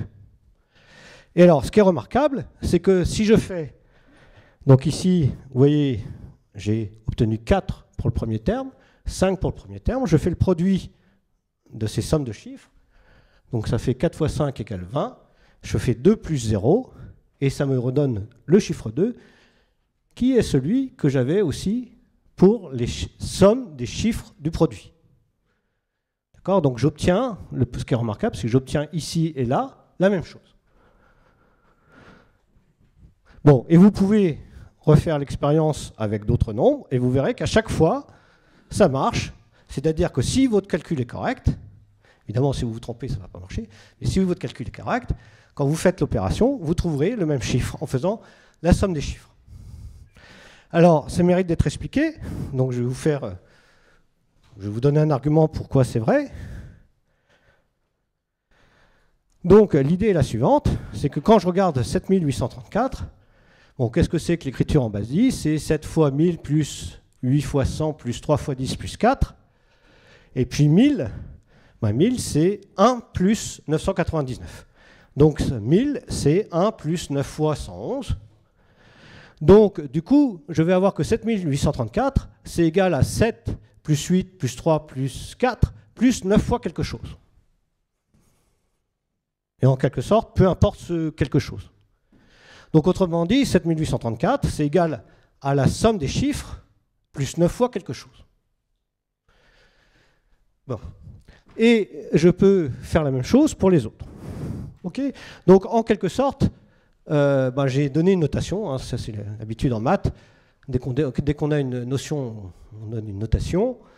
Bien, donc j'ai appelé S9 de n la somme des chiffres itérés, qui va être un élément de 1 jusqu'à 9, et qui correspond à cette somme de chiffres itérés. Alors, le point, c'est que S9 de n, il a une caractérisation, c'est en fait l'unique entier dans un 9, tel que 9 divise la différence entre le nombre dont je suis parti et cette somme de chiffres. Alors, évidemment, vous pouvez penser à ça aussi en termes de reste de la division par 9. Donc, vous savez, si on fait une division euclidienne, si vous posez une division euclidienne, bon, vous avez le quotient et le terme de reste. Bon, la seule différence entre la somme des chiffres et le reste de la division par 9, c'est que si votre chiffre est divisible par 9, donc par exemple si c'est 9 lui-même, ou 999, si le nombre est divisible par 9, quand vous faites le reste de la division euclidienne, évidemment ça va être 0. Par contre, si vous faites la somme des chiffres, ça va vous donner 9. D'accord? Donc, mais à ce détail près, cette somme des chiffres est essentiellement le reste de la division euclidienne par 9. Bien. Alors maintenant, ça ne nous explique pas pourquoi ça marche aussi bien avec la multiplication. Donc l'idée, c'est que maintenant que j'ai défini ce S9, eh bien, si j'ai deux nombres A et B, j'écris le nombre A comme la somme des chiffres S9 de A plus 9 fois quelque chose. J'écris le nombre B comme la somme des chiffres S9 de B plus 9 fois quelque chose. Et quand je fais le produit, eh bien, j'obtiens que le produit AB, simplement en écrivant le produit des deux nombres, ça va nous noter S9 de A fois S9 de B plus 9 fois quelque chose. Donc, quand je vais faire la somme des chiffres du produit, eh bien, je vais avoir que c'est égal à la somme des chiffres du produit des sommes de chiffres. Donc, ça va donner la formule qui est ici. Hein. La somme des chiffres du produit A fois B est égale à la somme des chiffres du produit des sommes de chiffres. Bon, et évidemment, le raisonnement marche aussi pour la somme des deux nombres. Et ça me dit que la somme des chiffres de la somme de deux nombres, c'est égal à la somme des chiffres de la somme des chiffres. OK? Ce qui est résumé par les deux formules qui sont là. Bien. Alors revenons à l'équation dont je vous avais parlé, x2 moins 6y2 plus z2 égale 0. Et en fait, ce que je vais faire, c'est exactement la méthode de descente que Norbert vous a présentée et qui a été introduite effectivement par Fermat. Donc je vais supposer, je raisonne, comme ça a été dit, je raisonne par l'absurde en supposant que cette équation a une solution non nulle, une solution à coefficient entier non nulle. Et je vais choisir cette solution la plus petite possible, en ce sens que je vais dire que x2 plus y2 plus z2 est le plus petit possible. Donc x2 plus y2 plus z2, si x, y et z sont des entiers, c'est un entier qui est positif. Donc forcément, quand je regarde l'ensemble des solutions x, y, z entières, et que je regarde pour chacun de ces solutions x2 plus y2 plus z2, j'obtiens un entier qui est positif. Donc je peux choisir, parmi toutes les solutions possibles, je choisis une pour laquelle x2 plus y2 plus z2 est le plus petit possible. D'accord? Bon, une fois que j'ai fait ça, Je peux supposer évidemment que mes nombres sont positifs, puisque je peux toujours remplacer x par moins x, ça reste une solution. Et je vais regarder la somme des chiffres. Donc la somme des chiffres de x, la somme des chiffres de y et la somme des chiffres de z. Bon, l'idée c'est que u, v et w, ils appartiennent tous à l'ensemble A9. Donc ça veut dire que là, pour tester les choses, il suffit que je regarde simplement pour des choses avec des entiers qui sont compris entre 1 et 9. Donc ça veut dire que je peux le tester en temps fini, et même rapide. Donc là, on peut le faire relativement rapidement. Donc l'idée, c'est que si le nombre dont je suis parti est solution, ben on doit avoir que la somme des chiffres de u carré plus w carré doit être égale à la somme des chiffres de 6v carré. Et maintenant, quand on regarde les carrés de nombres qui sont 1 et 9 et qu'on fait la somme des chiffres, on se rend compte que S9 de m au carré, forcément, ça doit valoir 1, 4, 9 ou 7. Vous faites le calcul, hein, vous faites 1 au carré, ça fait 1, 2 au carré, ça fait 4, etc. Puis vous allez jusqu'à 9 au carré, vous vous rendez compte que les possibilités pour S9 de m au carré, c'est forcément 1, 4, 9 ou 7. Donc du coup, vous avez très peu de tests à faire pour vous rendre compte que la seule possibilité pour que ça marche, c'est que S9 de U au carré soit égal à S9 de V au carré, soit égal à S9 de W au carré, excusez-moi, il y a une faute de frappe, et ils doivent tous être égaux à 9. Mais qu'est-ce que ça veut dire que S9 de U au carré est égal à 9 ? Bah, si vous réfléchissez à la définition, ça veut dire exactement qu'en fait, le nombre 3 divise X. Donc vous arrivez à que la seule possibilité, c'est que 3 divise à la fois X, Y et Z. Mais si 3 divise X, Y et Z, ça veut dire que X sur 3 est un entier, Y sur 3 est un entier, et Z sur 3 est un entier. Mais là, vous voyez que si X, Y, Z est une solution de cette équation, ben X sur 3, Y sur 3 et Z sur 3 aussi. Donc, vous obtenez une nouvelle solution, exactement comme avec Fermat, qui est plus petite. X sur 3, Y sur 3 et Z sur 3 donne une solution qui est plus petite. C'est-à-dire que si je regarde X sur 3 au carré plus Y sur 3 au carré plus Z sur 3 au carré, ça va me donner X2 plus Y2 plus Z2 sur 9, qui est plus petit que X2 plus Y2 plus Z2. Et donc là, j'ai obtenu quelque chose qui contredit l'hypothèse que j'avais faite sur X, Y, Z, à savoir que X2 plus Y2 plus Z2 était minimal. Donc ça, c'est une autre façon de présenter la méthode de descente de Fermat. Ok, donc là, j'ai une contradiction. Ça ne peut pas marcher. Donc là, vous voyez, évidemment, cette équation-là, l'équation ici, elle avait des solutions réelles autant qu'on veut, mais par contre, la seule solution entière possible, c'est 0, 0, 0. Mais si vous regardez l'équation, vous vous rendez compte aussi que même si je m'intéresse aux solutions rationnelles, ben c'est pareil, parce que je peux toujours multiplier par le produit des dénominateurs. Et si j'ai une solution rationnelle non nulle, je vais avoir une solution entière non nulle. Donc là, je peux aussi conclure que cette équation là-haut n'a pas de solution rationnelle autre que 0, 0, 0. Toujours par cet argument de preuve par 9. Alors évidemment, comme on l'a vu, les Babyloniens, ils ne calculaient pas en base 10. Ils étaient beaucoup plus malins que nous, ils calculaient en base 60, c'est ce que Norbert nous a expliqué. Et donc, eux, ce qu'ils auraient fait, ce n'est pas une preuve par 9. Ce qu'ils auraient fait, alors là, c'est la liberté du mathématicien par rapport à l'historien, c'est que si ils avaient fait l'équivalent de la preuve par 9, ils auraient fait une preuve par 59. Mais évidemment, ça, je ne crois pas qu'on ait de traces historiques qu'ils aient jamais fait regarder des preuves par 59. Mais bon, évidemment, en tant que mathématicien, on peut imaginer la preuve par 9, la preuve par 59, mais plus généralement, en regardant le reste des divisions euclidiennes par un entier n, on peut imaginer une preuve par n. Donc ça veut dire que pour chaque entier, on va avoir une obstruction à l'existence de solutions rationnelles qui est simplement de tester ça modulo n, ce qui est le terme plus correct pour preuve par n. Voilà. Alors, ce qui est remarquable, c'est que pour certains types d'équations, eh bien, les obstructions qu'on a vues, c'est-à-dire l'obstruction existence d'une solution réelle, et l'autre obstruction qu'on a vue, c'est-à-dire preuve par n, ça va suffire. Donc, on arrive au théorème de Hasse-Minkowski. Enfin, cette version-là, en fait, c'est simplement un théorème de Minkowski. Donc, on va regarder une équation de degré 2. somme des AI xi carré égale 0, avec les AI des entiers non nuls.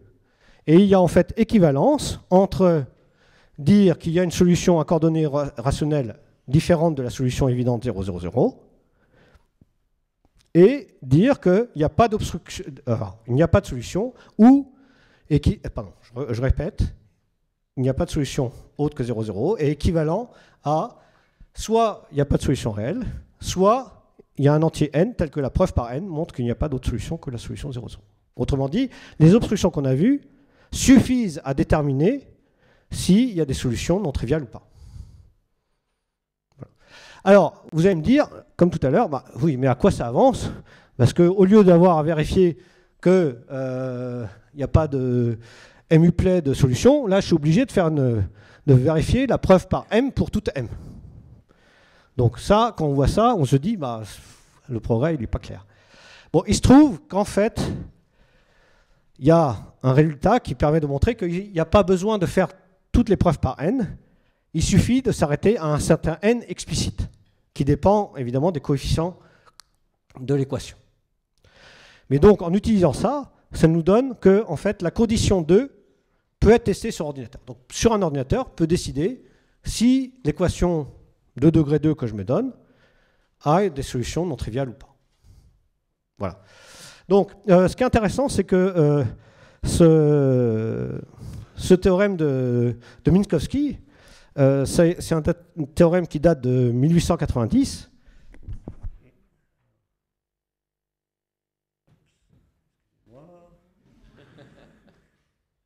Voilà.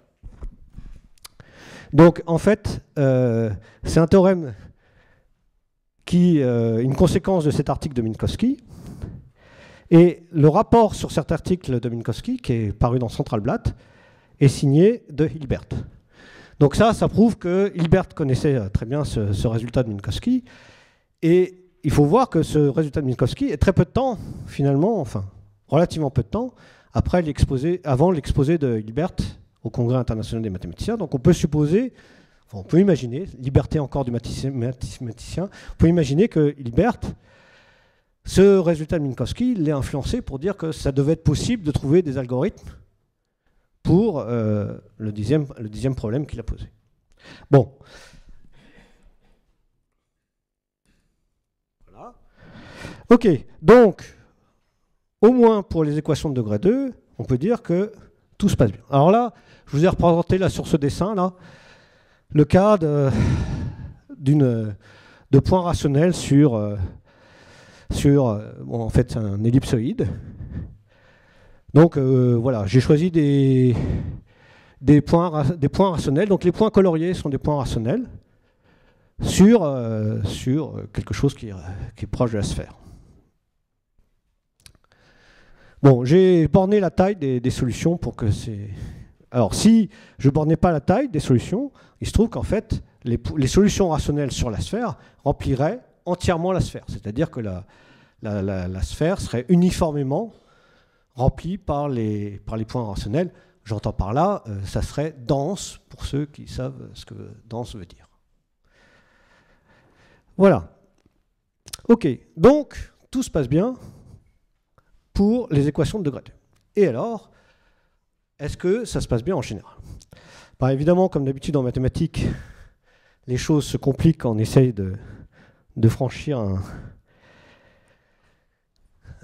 un certain domaine de validité. Et en fait, un magnifique résultat intermédiaire entre théorie des nombres et logique est le théorème de Matijašević et d'autres gens, qui date, disons, des années 70 du siècle dernier. C'est qu'il n'existe pas d'algorithme pour déterminer si une équation diophantienne en 12 variables à coefficient entier possède une solution à coordonnées entières ou pas. Autrement dit, le problème de Hilbert n'est pas résoluble. On ne peut pas trouver d'algorithme répondant à ce que demandait Hilbert. Donc je pense que Hilbert aurait été très déçu de ce résultat négatif qui dit qu'on ne peut pas trouver d'algorithme. Alors, Est-ce que ça veut dire que le domaine est fichu? Non. Non. Ça veut dire simplement que... alors déjà, là, le théorème est spécifique pour les solutions entières d'équations diophantiennes. Le problème reste entièrement ouvert pour ce qui est de l'existence de solutions à coordonnées rationnelles. C'est-à-dire, on se donne une équation diophantienne, comme je vous l'ai dit tout à l'heure, et là, on pose la question de savoir s'il existe ou pas des solutions à coordonnées rationnelles. Ben ça, on ne sait pas si c'est possible de trouver un algorithme ou pas. Bon, évidemment, actuellement, les gens sont plutôt en train de chercher une façon de démontrer qu'il n'existe pas non plus d'algorithme. Mais le problème reste totalement ouvert. Donc ça, c'est le premier point. Et puis le deuxième point, c'est que, eh bien, dire qu'il n'existe pas d'algorithme en général, ça ne veut pas dire que pour certaines classes d'équations, on n'est pas des algorithmes. Comme on l'a vu, pour les équations de degré 2, on a des algorithmes.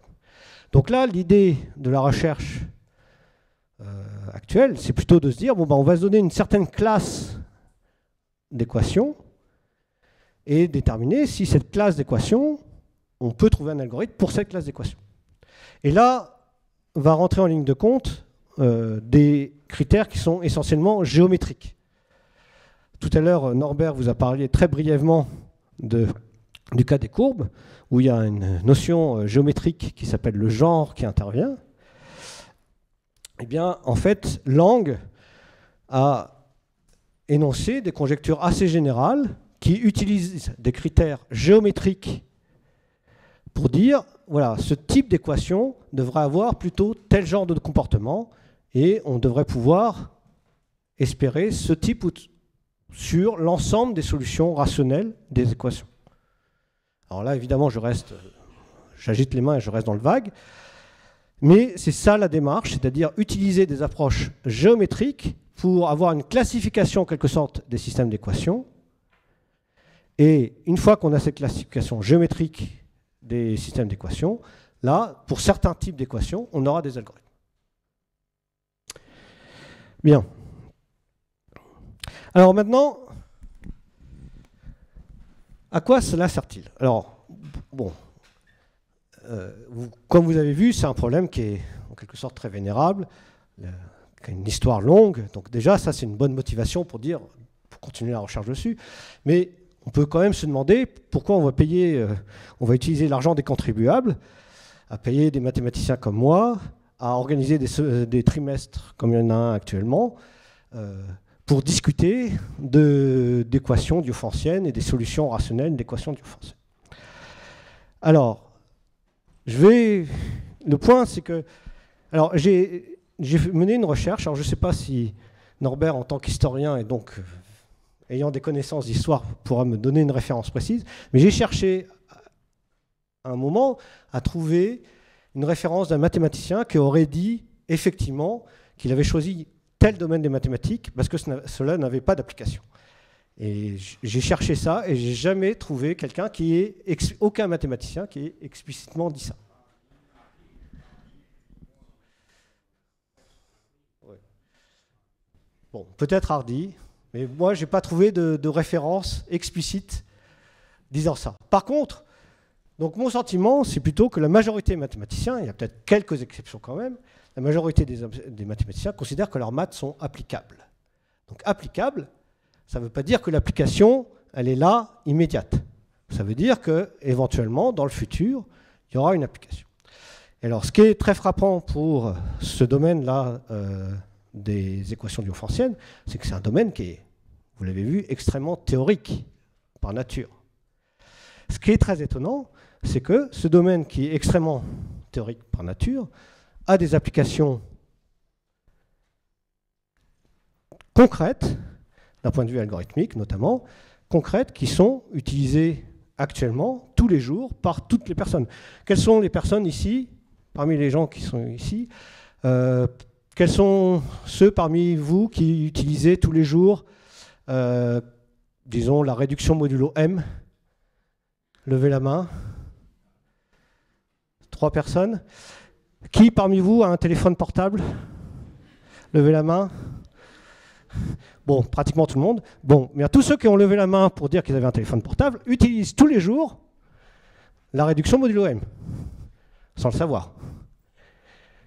Le point, c'est que ce soit pour les cartes bancaires ou pour la lecture, par exemple, des DVD, ou pour tout ce qui est en fait connexion, Internet, etc., on utilise des protocoles tous les jours, des protocoles de cryptographie qui visent à sécuriser les données.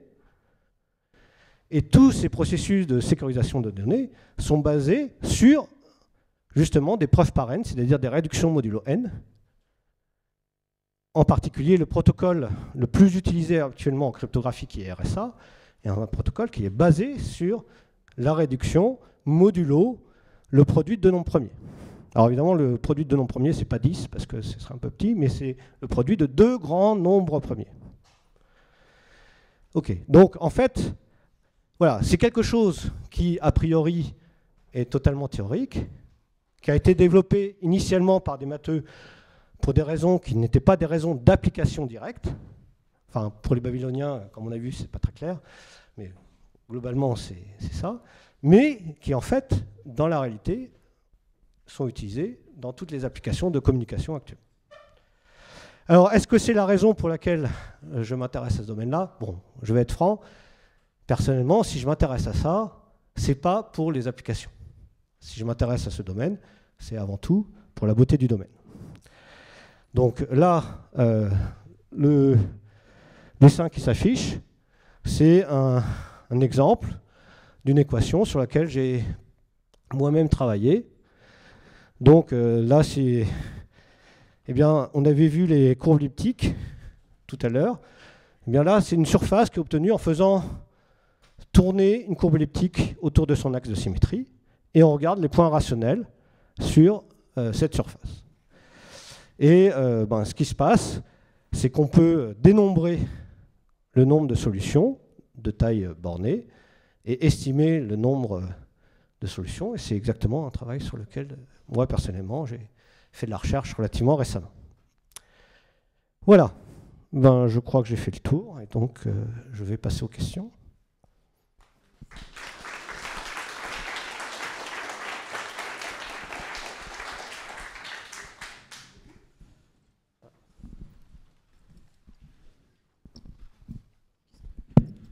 Merci beaucoup. Alors, des questions. Alors j'en ai une là-haut, je vais commencer. Non, on n'entend pas sur le film. On a besoin de, comme c'est enregistré, on a besoin d'avoir le micro pour les questions aussi. La question que je me pose, c'est ce que je ne comprends pas, c'est cette limitation à 12 variables dans... Ok, c'est une très bonne question, effectivement. Donc j'ai dit 12 variables parce en gros, c'est le record vers le bas du nombre de variables. C'est-à-dire que c'est plus difficile. En fait, si on rajoute des variables, si ce n'est pas possible pour 12, ce n'est pas possible pour 13, ce n'est pas possible pour 14, etc. Donc, en quelque sorte, à ma connaissance, 12 variables, c'est le plus petit nombre de variables pour lequel, actuellement, on sait que ce n'est pas possible d'avoir un algorithme. En fait, il y a un résultat qui est même plus précis que celui-là.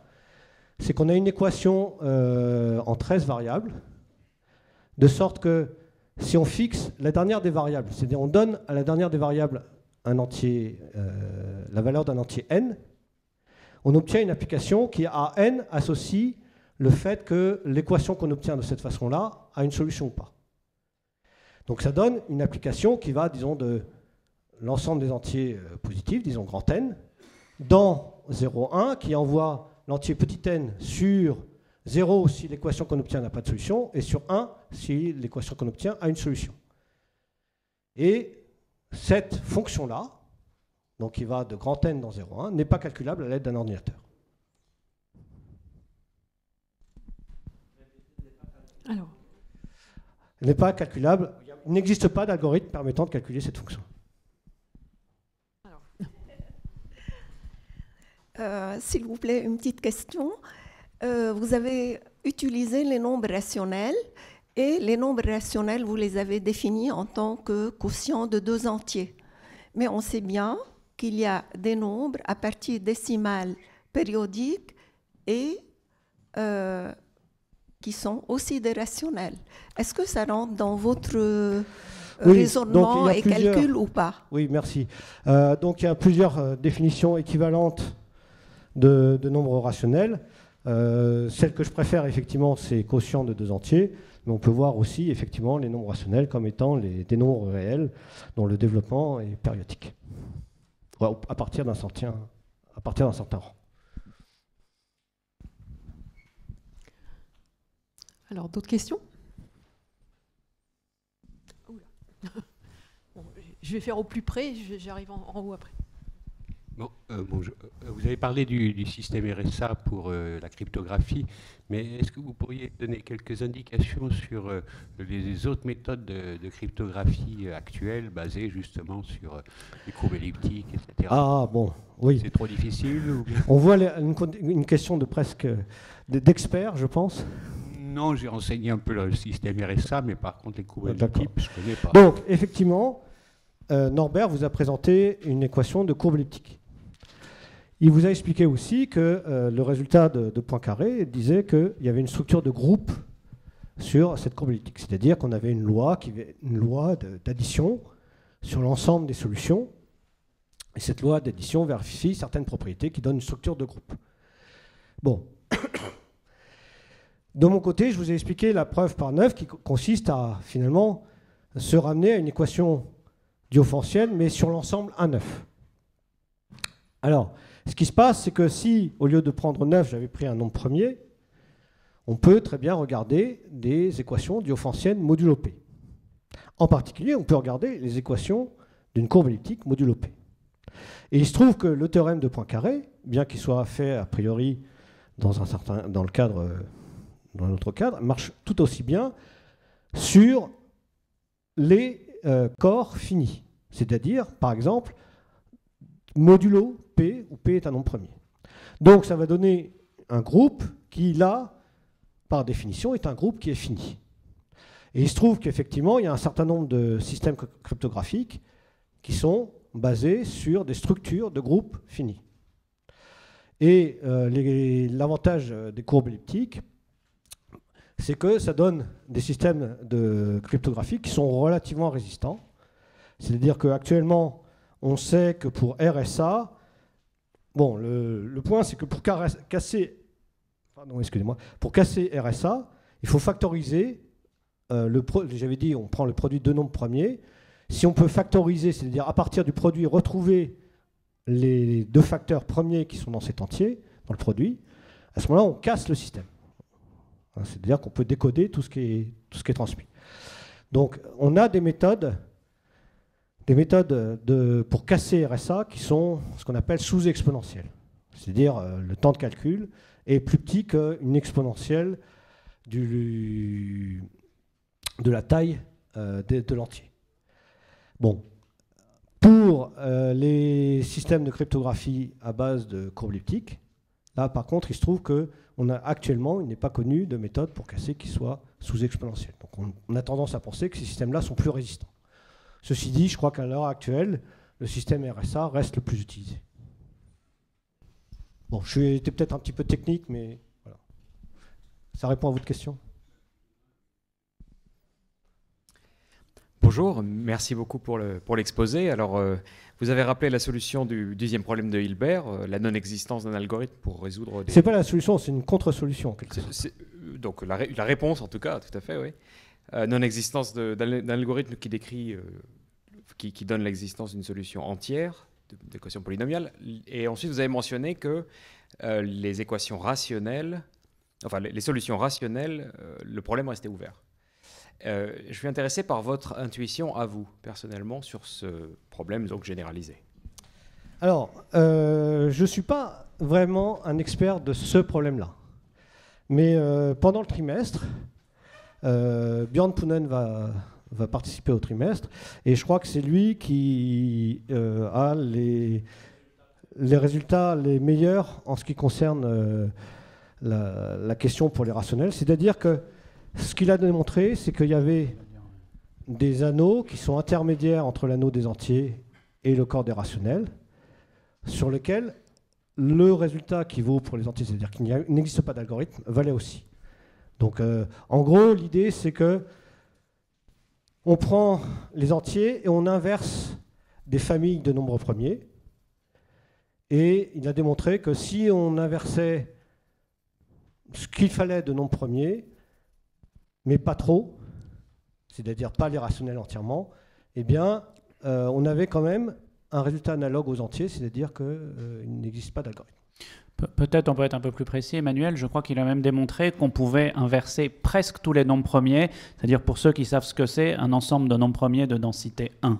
Je crois que c'est le meilleur résultat connu à ce jour. Mais donc, ceci dit, ça ne dit toujours pas ce qu'il en est pour les rationnels. Donc la méthode, en fait, c'est assez amusant. Je peux peut-être dire en 2 mots l'idée. L'idée, ça serait de réussir à trouver sur les rationnels un système qui soit défini par des équations diophantiennes et qui ressemble aux entiers.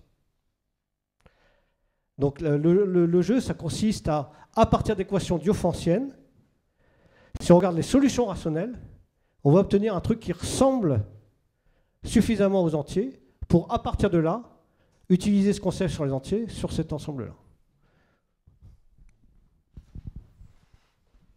Alors, encore une question ou deux, on a le temps en fait.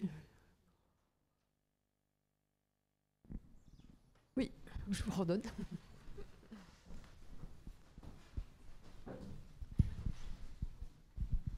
C'est sur ce qui a été évoqué, sur les schémas qui a été montré par le premier intervenant et que vous avez un petit peu commenté. Ce sont les genres 0, les genres 1, ça classifie quoi?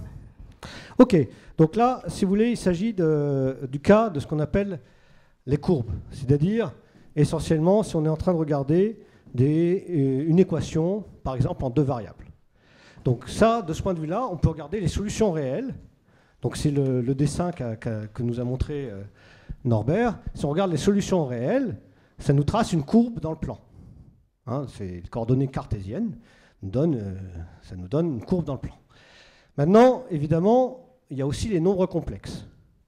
Donc maintenant, si on regarde les solutions complexes d'une équation, là, ça va nous donner quelque chose qui va être de dimension 2, d'un point de vue réel. Donc une surface. D'accord? Bon, maintenant, une surface, il y a la surface qu'on a vue, que je vous ai montré tout à l'heure. Alors peut-être que je vais réussir à la remontrer. La surface,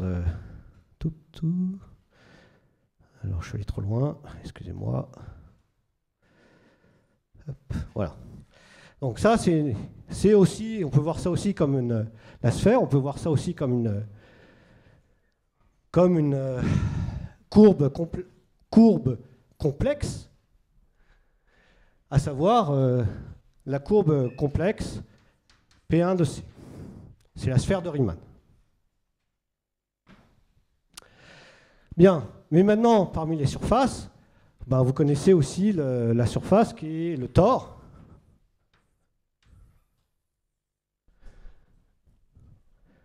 Qui est en quelque sorte le produit de 2 cercles. Et puis on peut aussi imaginer des surfaces un peu plus compliquées.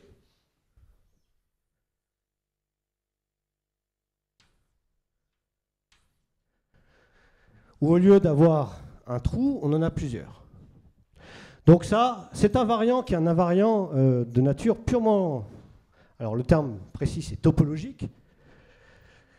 Eh bien, c'est le genre de la surface. Donc ça va être une surface de genre 1, et ici, ça va être une surface de genre 2. Oui. P1 de C, oui, je ne devrais pas les mettre à côté. Et P1 de C, c'est-à-dire la sphère de Riemann, ça va être de genre 0. Et donc le point, c'est que, donc, là, je reprends mon explication. On part d'une équation en 2 variables. Donc ça définit, si on regarde d'un point de vue réel, ça définit une courbe. Si on regarde des solutions complexes, ça définit une surface. Cette surface, elle a un genre. Et c'est ça l'invariant qui est associé à notre courbe. D'accord?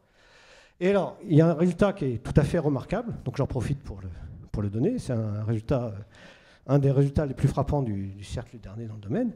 c'est un résultat de Faltings qui dit la chose suivante.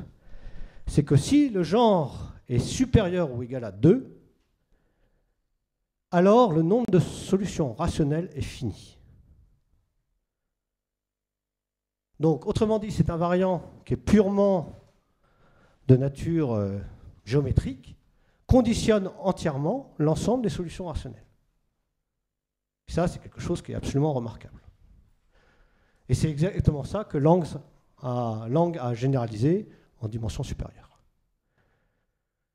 Avec un invariant qui généralise en dimension supérieure le genre.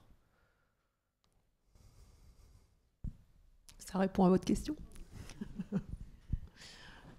Alors, est-ce qu'il y a encore une ou deux questions?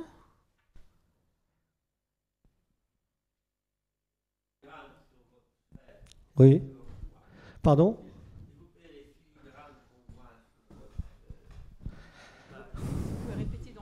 Et les filigranes qu'on voit, les images qu'on voit dessinées sur votre sphère, monsieur, c'est quoi? Ça représente quoi? Oui, alors, comme je l'ai dit, là sur la sphère, j'ai regardé des solutions qui sont de taille bornée. Et donc, ça veut dire qu'elles se regroupent suivant, elles ne sont pas exactement réparties de façon totalement homogène. Et en particulier, vous pouvez voir que là, déjà, autour de cette solution-là, il y a comme un trou. Alors ça, c'est un phénomène d'un autre domaine qui est lié, aux équations diophantiennes, qui est l'approximation diophantienne. Et ça, c'est ce que dit l'approximation diophantienne, c'est que si vous essayez d'approcher quelque chose qui est rationnel, un nombre rationnel, si vous essayez de l'approcher par d'autres nombres rationnels, donc vous donnez un nombre rationnel et vous essayez de trouver d'autres nombres rationnels qui sont proches. Eh bien, il y a une contrainte sur ça, c'est-à-dire que il va y avoir un trou autour du nombre rationnel, et ce trou est proportionnel, essentiellement, à la taille du nombre rationnel. C'est-à-dire que taille, alors pour un nombre rationnel, je n'ai pas dit ce que c'était la taille, mais si je prends un nombre rationnel A sur B, je peux définir assez facilement sa taille comme étant le maximum de la valeur absolue de A et de la valeur absolue de B si A et B sont premiers entre eux. Donc là, ce qui se passe, c'est que ce point-là, en fait, c'est un point de très petite taille. Je crois que c'est le point de coordonnées, par exemple, 0, 0, 1, 0, 0, 0, 1, 1. Et autour, donc c'est un point qui est très petite taille, et ça fait qu'autour, il y a un grand trou. Parce qu'en fait, je ne peux pas l'approcher bien avec d'autres nombres rationnels de taille bornée. Par contre, là, vous voyez que ici, j'ai des points qui sont très proches les uns des autres. C'est en fait que ça veut dire que ces points, en fait, ont déjà une grande taille. Donc ça explique déjà pourquoi, quand j'ai cette figure-là, il y a des zones avec des points qui sont entourés d'un petit vide. Donc ça explique une partie de la figure. Bon, pour expliquer le reste de la figure, il faudrait que j'y passe un peu plus de temps.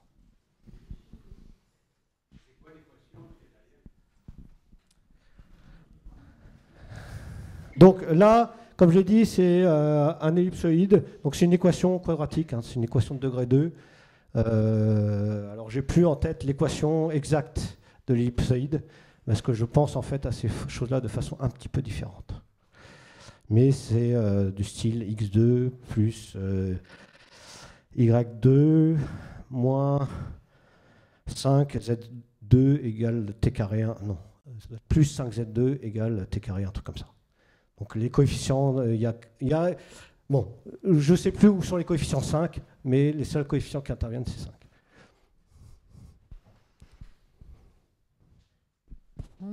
Je propose peut-être qu'on arrête la discussion ici.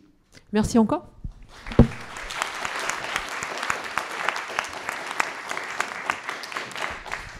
Alors, juste en guise de conclusion, puisque vous avez quand même entendu parler pas mal de courbes algébriques et vers la fin là, de surface, Donc, si vous ne connaissez pas encore la bibliothèque de l'IHP, qui est ouverte à tout le monde, elle héberge actuellement une collection de modèles mathématiques, dont un certain nombre de surfaces algébriques, que je vous invite à aller voir.